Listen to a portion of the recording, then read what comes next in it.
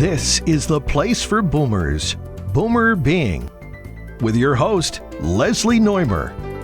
Welcome. I'm Leslie Noymer with WATD-FM. Today's topic, the psychology of financial decision-making. Our expert guest is Gregory McLaughlin, financial planner with Centinel Financial Group. Welcome, Greg. Thanks, Leslie.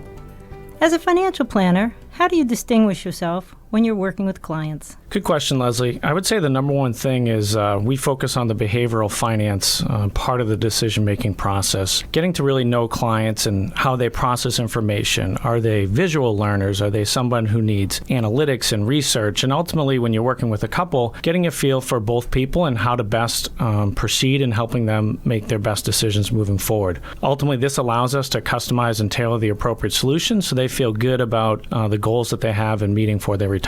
Greg, can you elaborate on how you create a customized strategy to help clients manage their finances? Sure. One of the tools that we use, Leslie, as an internal resource we refer to as a strategic blueprint. Ultimately, what this allows us to do is a few things for the client. One is it allows us to make the decision-making process simple, efficient. The second thing, and probably most important thing, is we break a client's investment portfolio into three distinct buckets. One would be safe and conservative money. The second would be investments that are tailored towards providing income. And the third piece is really growth-oriented. What this does for the client is they know specifically when they're gearing up for retirement and when they're in retirement, whether the stock market's good or bad or interest rates are good or bad, they're always going to have a smart place to take money from, and that gives them tremendous peace of mind. What should every boomer be doing to have that sound retirement? Probably the number one thing that people, it's kind of ironic, most people spend time and money and resources on their estate plan,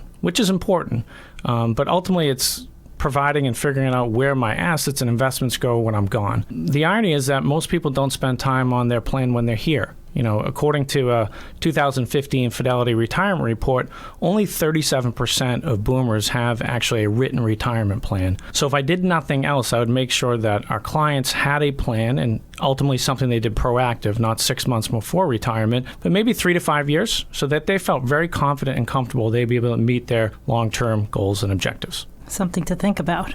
For sure.